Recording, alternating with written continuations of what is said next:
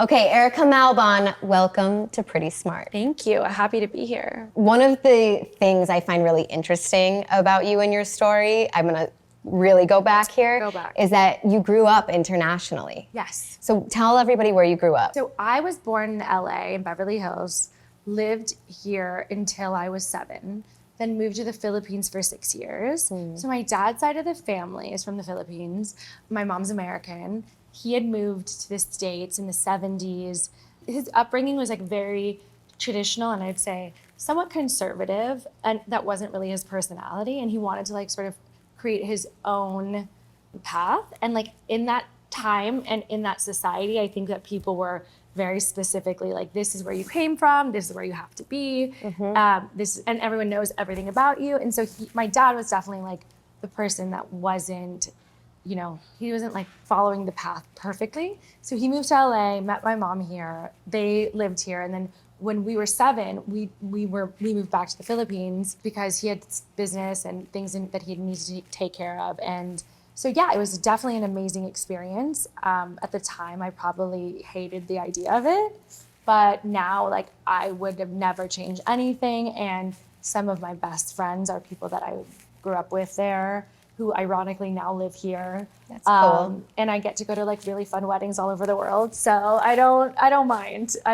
But yeah, it was an amazing experience and something that I really hope that I can like somehow instill in my own children. I feel like that's a perk of being your husband, is going to these weddings all over the world.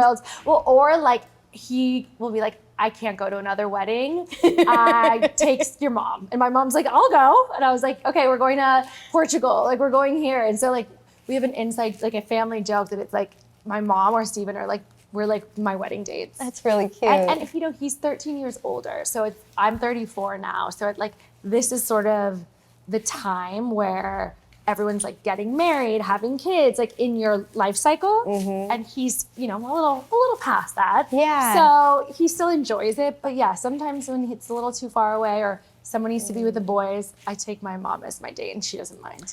I actually think that's very, very cool that you don't make him or like really find it important for him to go, because I have my best friend from high school is married to somebody who's 13 years older. Oh. And I think that sometimes... I can give her some advice.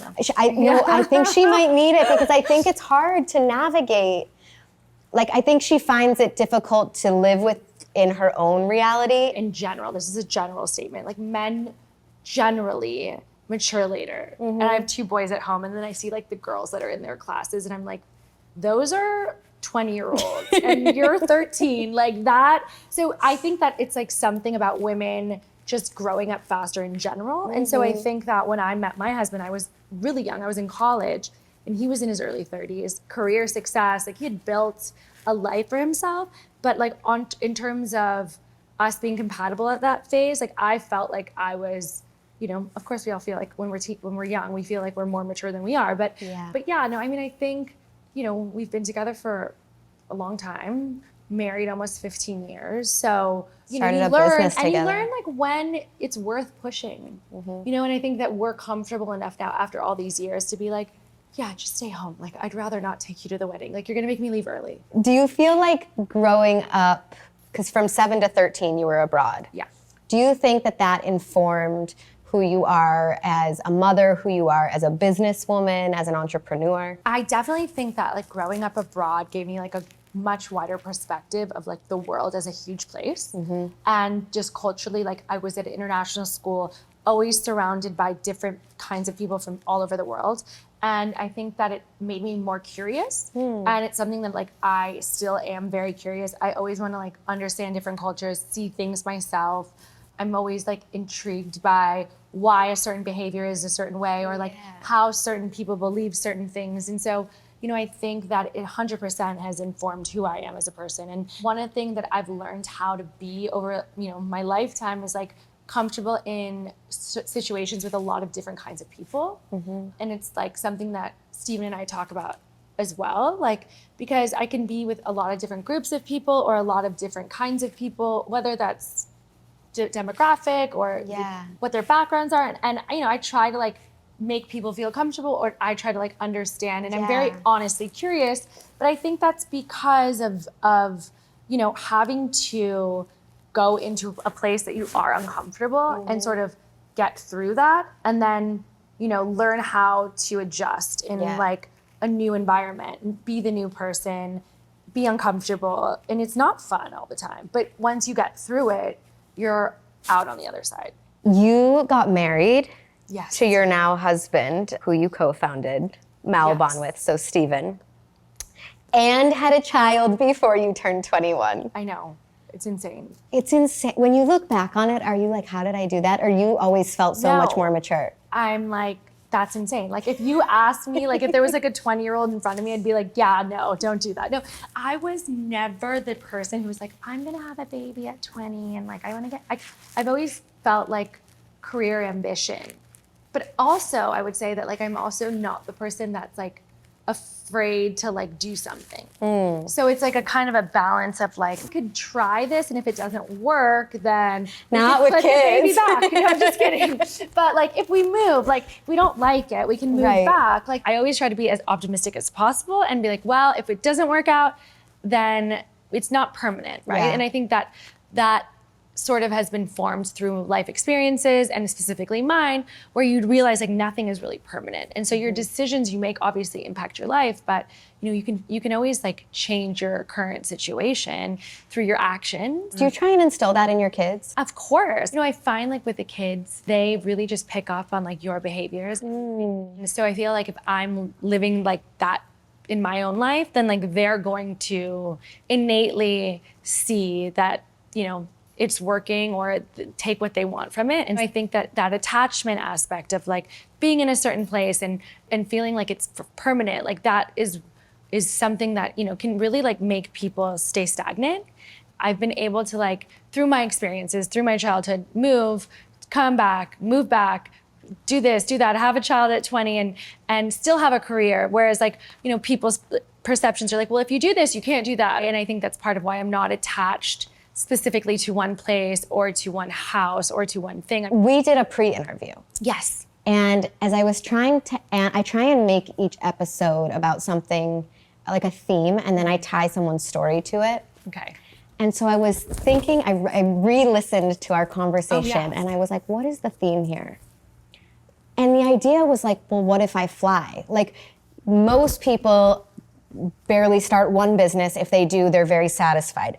You've started multiple businesses. Like, you just always forge ahead. And that was actually the theme of this episode for me. And then now I'm understanding the why behind it. You don't have a fear. Of course I do. No, I fear. Really? No, I mean, I think we all have fears as humans, right? Yeah. And, nobody would, if you knew me, like no one would overtly say like, oh, she seems like a very like anxious or fearful person. But ironically, like I am very anxious. Oh, wow. So I think that I've had to like manage that through the years. But at the same time, when it is the right opportunity, I do get a feeling about it and say like, let's jump in. It's like a feeling, whether it's a business or the right move. I won't like let that fear like paralyze me. So like I have to like work through that fear. And I think that's something that I've had to do multiple times in my life, or I'm constantly doing, is working through that fear or like talking yourself down from it. Have you found like a question or that you ask yourself or something that helps you talk down? Yeah, like one of the things I've learned through is like, is this true? Like a thought that's like in your brain that you're like telling yourself like this is gonna happen, or I'm scared of this. Is that true? You can be scared of certain things, but at the same time, you have to tell yourself that like that, the outcome like is uncertain, and it could be very positive too. So it's sort of that balance that I think we all struggle with, just as humans, as women, as people, is sort of like figuring out how to like talk to yourself and reprogram like the way you do that. Yeah. Okay, I want to go back to being 21 for a second. Okay, let's do it. Let's go back. Yeah. Let's go back. You're 21, you get married, you have your first child. And you mentioned earlier that you were very career oriented. And I know you were in college too. Like you were always kind of just like wise beyond your years. So how are you thinking about your career at this point? So it was like an interesting time period for me because I graduated from high school. I decided I'm going to go to college. I move out. I live in Santa Barbara. I'm going to school and like I'm not happy. Driving home on the weekends and I'm like, want to go out, and I'm like, oh, let's go to clubbing. Like I don't want to be at like a frat party and I just realized like that wasn't for me anymore. And so, ironically, like I'd met my husband in March of 2008. And, it was super crazy, but like I knew. You just had a feeling. Like I had a feeling. I didn't know he was gonna be my husband, but I knew that there was something there.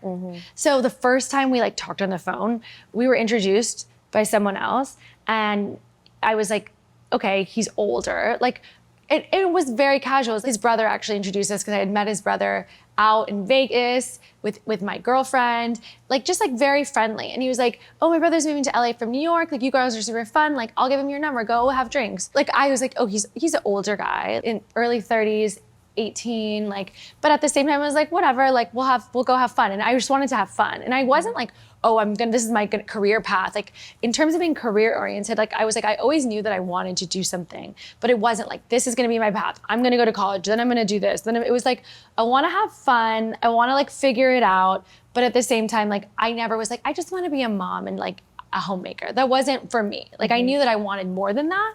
But then when I had met Steven, and I think like part of like maybe like maturing in terms of like observing him, and as we started to get like more serious, like he had started his own business and he ran his own business, and it was a successful business, and he had offices in New York and LA. And, I think that was something that I admired, but I also like was very observant about it. And I was like, okay, like, I think there's something here. His fire ignited something exactly, in you. like, and it was like passion and excitement about what you were doing. And then my parents were at this time, like my dad was like, oh, he's older than you, stay in school, like graduate. Ironically, like my parents are 13 years apart. Oh, interesting. And my dad and mom met when my mom was like in her early 20s. And so I was like, you're a hypocrite. And my mom would tell him, you're the one to speak. Like I met you when I was 22. But, I think that's just like a father. And then suddenly my dad just got sick. And Steven and I were getting more serious. And he had met my dad. And it was super unexpected. My parents were still together. He had a stroke, and then within a month he had passed. Oh my God. And so I didn't know that, Erica. Yeah, I know. I mean, it was 2009. And so I think that like with Steven, it was like him being the person that he was through that journey, like brought us really close, even though it was a short period of time. Yeah. And it was a really weird space at that time. It was like, okay, well, life is short. This is unexpected. Crazy things can happen. This wasn't part of the plan. And then 4 months later, I found out I was pregnant. And so I was like, I'm not having a baby. Like I'm at the time 20 years old. This is like, I need to do more. I need to figure it out. And Steven was like in his, he was like 33. He was like, why not? Like, let's have a baby, like this'll work. And I was like, will it? And I loved him. And I was like, also thinking like, if I don't have a baby and I don't choose this, then like, will I regret this one day? And so I was like, okay, we'll figure it out. And then we were like, okay, let's get married and have a baby. And so, again, like there's no turning that back. And that was really jumping in. But I think You must have felt safe with him though. I think I did. And I was just like happy to have somebody like through that whole process. And I also felt like it was almost like a messaging from like higher beings, and like that, like my dad passed, I find out I'm pregnant, like life is like this crazy journey and you never know what you're gonna get and you never know what to expect. And like, I don't wanna fight the universe. There's something really special too that the person that you're with met your dad. Well, 100%. And so at my dad's funeral, my mom was like, you can't break up with her for like at least 6 months. Like she like said that to Steven, and he like told me later because she was like being protective, but she's like, like her dad just died. And she said it in the most protective way, which is really sweet. She also said like, you can have a baby, but you have to get married. She's super not traditional in that sense, but at the same time, like we still have like those values. Like, and it's, I mean, every family's different. Yeah. But I also thought, I was like, no one else will ever meet my dad. Yeah. And so I was like, let's give it a shot. I got chills when you said that. Yeah. So I think that was part of it. And it was like this whirlwind year. Yeah. And then we had another baby 17 months later. And the second time I found out, I was crying because I was like, no, like I had just gone through having one and just what that journey looked like, especially at a young age, especially without like a real support system of like friends at that point. Right, your friends are at a totally different stage of life. They're so in you college. must, They're like out. And Steven was a man, and I really had to figure out who I was. You know, of course, reflecting back, like 100%. But I had my mom and I had Steve, but that's sort of when I also realized like, I don't want to just be this. And I needed to like figure out who I was, because I knew who I was, but I didn't. I was 20, you know, and now I'm a mom, I'm a wife, I'm this person, I'm like managing a lot of different things, but I also knew that I wanted to figure out more of who I was, and I had some more to offer, and that's sort of how I thought about it. So fast forward a little bit, Yes. And you start the Now. Yes. Which for people who don't live in LA, tell us what the Now is. Yeah, so the Now was a concept that me and my friend Amy started. I would describe it as a massage business, but It's like an oasis, yes, but it was always supposed to like bridge the gap between a high-end vacation experience and the massage joint around the corner from wherever you live. Everyone has one. And we were just, you know, connecting the dots like, well, isn't there something in between? Is there something that like, you know, we can put in urban areas and have like these escapes for people to come, and without being extremely expensive or unattainable or, you know, difficult to get into, can we create like these little oases for people to take a break from their busy days, their lives, and just sort of recharge? Now has 50 locations Yeah. across the country. Which is wild. Wild. Because we started with me and her building a business plan at her like apartment in West Hollywood. I had babies, she had a young son. We would go get foot massages, and we were like, this experience can be improved. And then we both left. She left a little bit earlier on, and then I left after like 2.5 years of the business. And we had brought in different partners to grow it. When did you start feeling like this part of my life is done and I want something more or different? What I did realize in that journey was like, I loved the entrepreneurial journey of starting something from an idea and seeing it come to life. And I loved picking out the aesthetic and the logos and what the experience was going to feel and look like. I didn't love the day-to-day operational aspect of that kind of business, but I learned so much. And I'm so proud of that experience. It was my first building a business from nothing, from an idea that my friend had, and then built like my contribution in like, this is what the experience is gonna feel like, look like, these are the people that we're gonna bring in to like help amplify it. You know, I really loved like that aspect of it. And then once we brought other partners in, there was a lot of different personalities.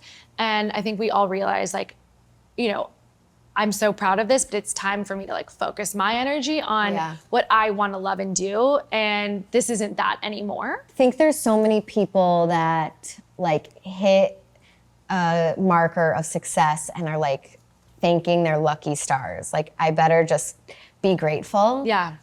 And you have this push forward mentality.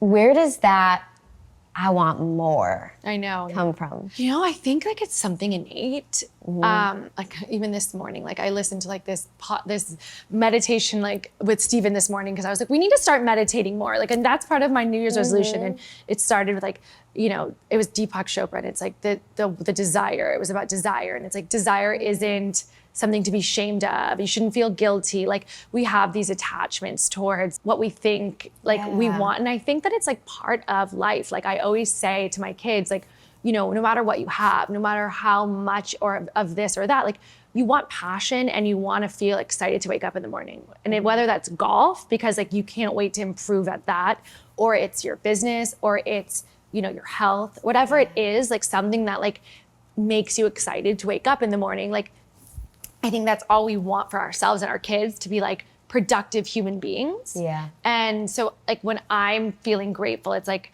you know, I'm like, I want to feel inspired. I want to feel excited. I want to have something that I'm working towards. And I think that's where it comes from. It's like, those are the things that like keep us moving forward in life. I'm always like striving for something, but I don't look at it as like a negative. I think part of that is like, I've also worked on myself of like, how do you balance that desire with contentment? And so there's a space there where you're like, well, I'm working on it. Cause you know, you wanna feel grateful, you wanna feel content, but at the same time, you want that desire. And so there's a space there where, you know, I'm a work in progress, but and there's seasons, right? Like 100%. where you can lean into one more than the other. Yeah, I think we all are figuring that out, but there's a way, and there's like, I feel grateful, and I am content. I don't know if I'm gonna say content. I'm content today, but you know. I'm not content. I'm grateful, but I'm not content. Yeah, exactly. So are we ever content? I don't know. No. That's a tough word. I actually have to think about that more. Yeah, me too. Okay, Malbon. The fun part. No, I'm just. No, this really, for me, it's the fun part because first of all, you make my absolute favorite sun hat, and I'm a connoisseur of sun hats. So I walk down Melrose, because I go to this farmer's market that's there on Sundays. And I was with a friend who was in town, usually stop in the middle of the farmer's market. Yep. He was like, I want to like go to the end. We never go to the end. We go, and he's like, what's this store? And I was like, let's go in. It is carpeted. Yeah, the whole thing. The whole thing. The walls. It's so gorgeous. And we both looked at each other and we were like, what is this cool store? Where are we? Where are we? Who started this? And so I'm Googling and I was like, I was just at dinner with her. How crazy is that? Crazy. How it always works that way. It does, right? The universe. It does, because we had met at that dinner, and then we just spoke a few like weeks after that. But yeah, I love that. I hit you up and I was like, Erica, I didn't realize this was your brand. Yes, amazing. It's, without doing a comparison game, but for people who don't know yet, it's kind of like Kith for golf. I would say like, we love Kith. Yeah. Ronnie's a great friend of ours. I mean, he's super inspirational in just the industry. Yeah, I mean, look, we wanted to create a brand in the golf space that spoke to an audience that nobody was speaking to. Yeah. And so, you know, we've combined, I think, like all of our experiences, Steven's in his past life with his media company and his agency and his relationships, mine with, you know, the now and just like starting the business, and then sort of blended it all together into what Malbon is today. And of course, put in, you know, our passion for golf and what that looks like. Yeah. And our relationship to golf, each individual's. I grew up with my dad, he was a huge golfer.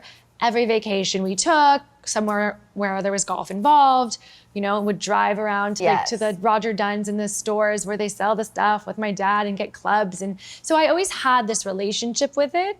It wasn't always a positive or close relationship. We had a relationship, golf and I.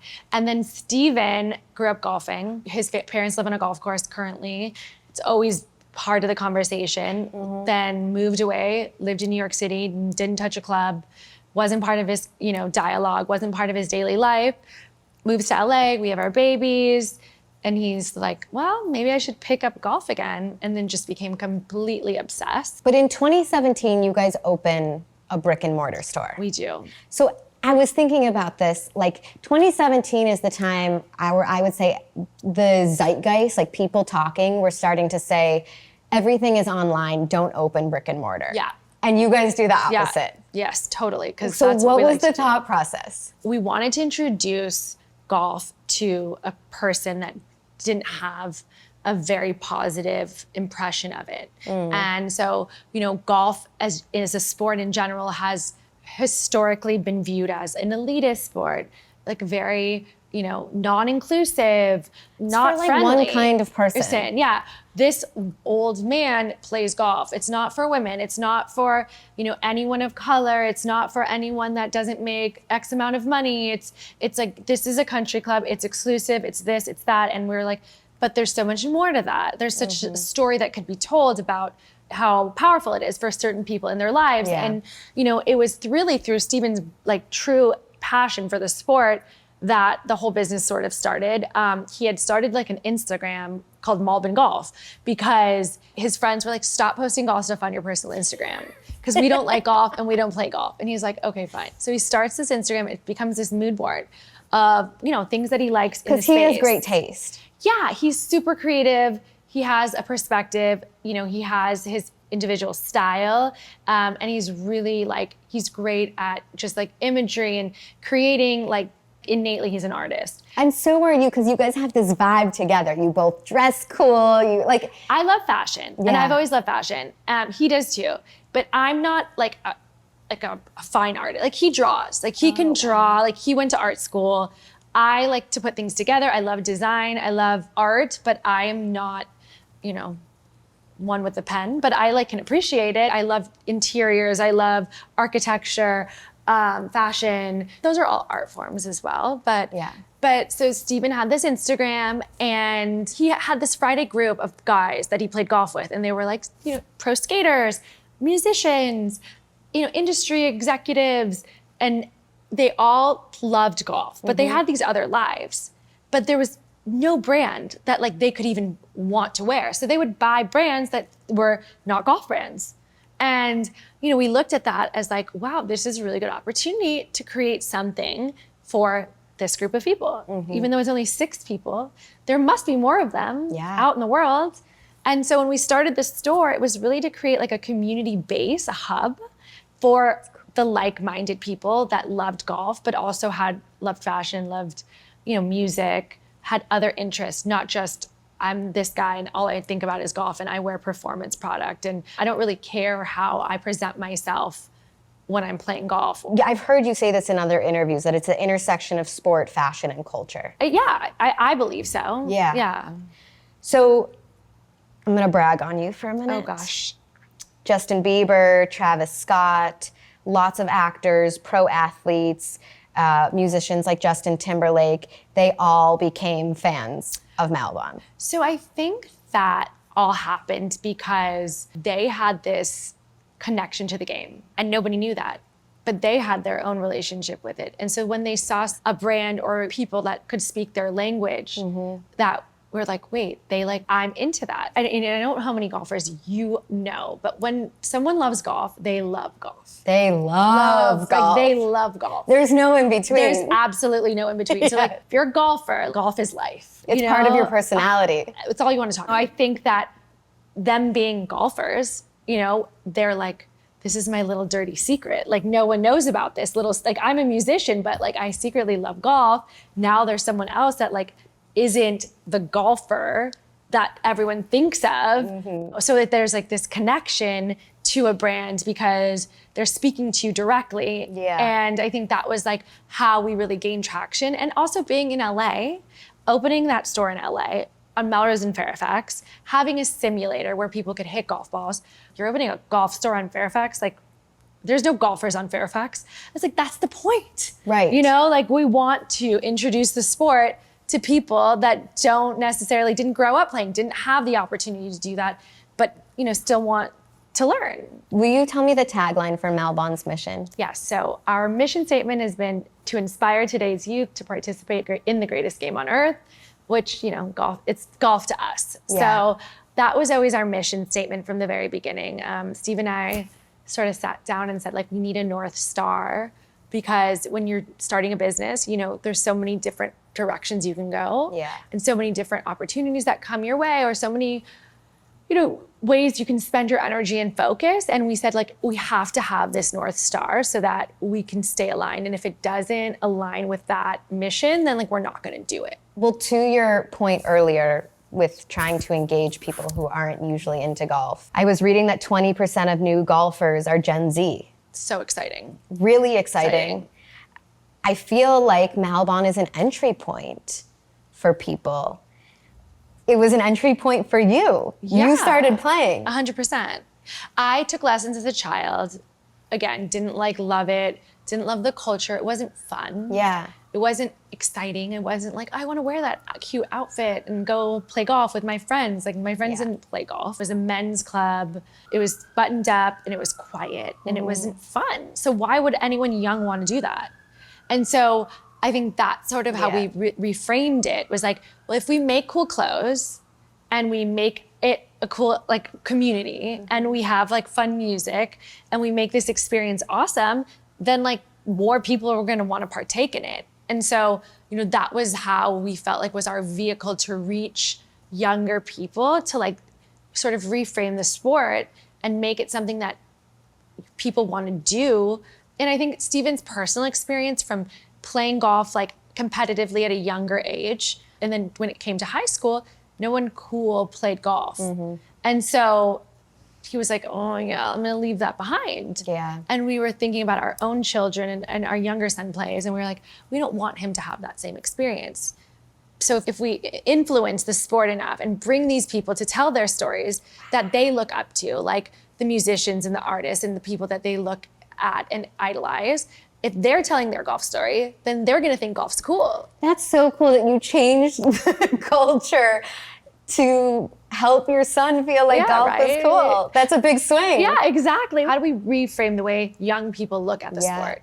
And it's so, it's awesome now because we started this in 2017. At the time, golf's dying, less people are playing than ever. Like, no, like this is not a good time to get into it. We still just had that like instinct, like I spoke to earlier, like, no, I think there's something here. I think there's something here. Till today, like more young people are playing than ever. And that's such a great lesson to like follow what you know. What you feel, Yeah. And it's hard and it's scary. Like again, it's scary because you don't know. We just don't know. Like, is this gonna work? Is this worth my money and time? But you really do have to trust your instinct. You said there's more eyes on golf, but there's also more eyes on Malbon. Jason Day became the first big athlete to leave Nike, join Malbon. That's a really big look. What do you feel like that means for Malbon? I feel that Jason's involvement with the brand is just introducing us to a much broader audience. We've been this underground brand in the golf space that's lifestyle and golf. And most people are like, yeah, but they're not like on course, or like that's like this segment of people, and we're like, no, we are, or he's playing really well in our clothes. And so I think that it introduces our brand and our messaging into a whole different community of people that would never interact with our brand without his sign off. So according to the NGF, which is like the National Golf Foundation, I think. Yes. Anyways, it's the leading authority on all things golf. Clearly. Don't question the NGF. No. So 77% of golfers are men. A little over 22% are women. I know that's not a surprising statistic, but I was kind of shocked to hear that. For years, I've heard this joke that the acronym for golf means guys only, ladies forbidden. Yeah, it's not really a joke. It's not. And like there's still clubs today that exist in our country that do not allow women. So just to put that in perspective. That's crazy. Crazy. Yeah. I didn't know that. The positive thing is today, like women are the fastest growing segment in golf, which is so exciting because like. Are they really? Like the fastest growing demographic in golf is women. So I feel like you were a future predictor because you had this feeling in 2017, you had this feeling with the now. Yeah. What's your prediction for women in golf?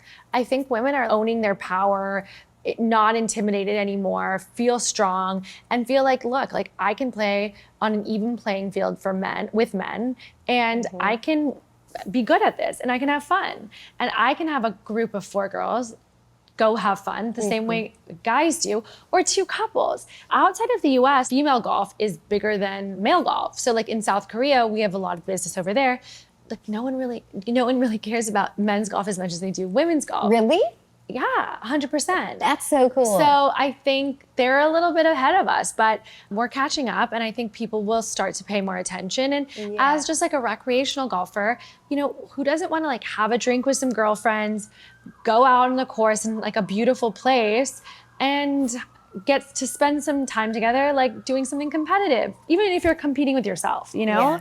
Tennis has obviously always been more like traditionally like female centric or female focused, but I think like all the club sports, they're growing and it's a social experience. I love to see that for women because they say like business deals are done on the golf course. It's always like historically been that conversation, and it's always been men, and now it's like, wait, I want to sit in on that. I can play too. So there you have it. So when we spoke earlier, you mentioned this being a family business. I could tell that was really important to you. Yes. I know that a lot of people prefer to separate the two. right? Like this is work, this is home.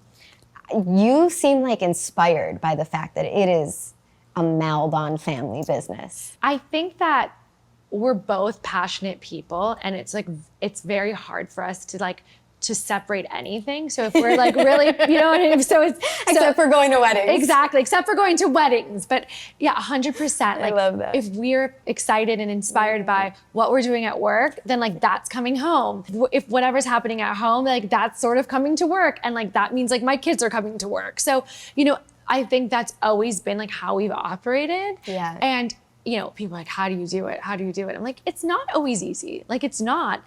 And we've done it for long enough now where like we've sort of figured out our roles. And in the beginning, I think it was more like challenging to say like, wait, I'm going to do this, you're going to do this. And like, we're not going to, you know, fight about this or what color this is or how that looks. Like, I'm going to give you the respect at your respective, you know, space in the business and vice versa. The opportunity that like our kids get to travel with us, we get to be together, you know, because that's also hard. Like if you're so separate and you don't know what's going on in each other's lives, when it's like comes to business or home, like you know, you're not connected in that. So we really have like a full understanding of everything that's going on, work and at home. And It's really fun. you know, for better or worse. I think it's for better. Yeah, It's fun. exactly. When I talk to entrepreneurs, it is like the Olympics of resourcefulness and relentlessness. Have you had a really hard day at Malbon? Like, what has been the part that you guys had to overcome? Definitely. In the very beginning, when it was just Steven and I, and we were investing financially our own money into the business, and we didn't know if it was going to work. And we had 2 little kids, and we were like, are we making the right decision? Like, is this what we should be doing? And we had this idea, but then there was those days that like, oh, like the store, like you need to do this to the roof and it's going to cost $60,000 and extra. And you're like, okay, this is a hard day. Like I'm going to, you know what I mean? Like 60 grand on the roof is a really hard day. For the store that like is never gonna, like, is it gonna make money? Like, I don't know. So I think like that in the very beginning, before we really like honed in, it was a feeling and an Instagram. That was what it started as. Like there wasn't a business plan that said like, oh, we're going. Wait, it started as an Instagram and a feeling. Like it wasn't like, That's oh, crazy. This is our business plan and we're gonna start making clothes and we're gonna start selling XYZ. And we didn't have that background in you know, traditional fashion background of running like an apparel business. Like these are all like, okay, once we get to this step, like we're just gonna figure it out. And so like, it was like, okay, we're gonna have this feeling in this Instagram and we're gonna hope that other people have this same feeling for, you know, this Instagram. And then, you know, we started and but in that beginning stage, I think it was very difficult to continue to believe in yourself, believe in your idea and like fund that idea with your, like, cause you're like kids, like, should I, like, you know what I mean? Kids have to go to school and like, kids, yeah. And it's like, are we gonna take this risk? And it wasn't like, we were doing this together. So it wasn't like one of us was like, well, I'm gonna keep my steady, like, position here and, you know, have fun. It was like, we're all in. Yeah. And so I think those times, like, looking back, you know, it was part of our journey, but there were times where, and it you know, it comes home. Like when you're stressed at work together, you're stressed at home together. And so Steven and I would, you know, we were tense and we would argue. And so I think that was, those were days where there were days where I was like, I did not make it, like this was not the right decision. But then you wake up the next morning and you're like, okay, it was. So, you know, it's those things. And it's like, you look back and you can only connect the dots, you know, looking backwards. And in that moment, you just gotta trust in something. Feeling in an Instagram. That was it. I love that so much. Yeah, it okay, I have started there. rapid fire questions for you. Your favorite person to golf with? Steven. Your dream golf partner? Larry David. That's such a good one. Right? If you could be remembered by just one thing that you did, what would it be? Making the world a better place. So nice. What is a book that you've read that changed your life, something you think everyone should read? And I love Oprah. Me too. So I read her book. You did? And it's one of my favorites of all time. Isn't it? I just love like her perspective. I think that, you know, I'm always amazed by somebody who has such a rough upbringing and is able to like really just make the world a better place, stay positive and like impact. And I really admire that. So anything she does she can't do any wrong in my book. I feel so similarly. Right? Okay, I'm gonna give you these. Okay. Ooh. It's 52 cards, so pick one randomly. Okay. What lesson has taken you the longest to learn? I think one of the lessons that I've learned is to trust my own feelings and not second guess myself when I really feel something innately. And what is the smartest decision you've ever made? Having my babies at 20 and getting married to Steven.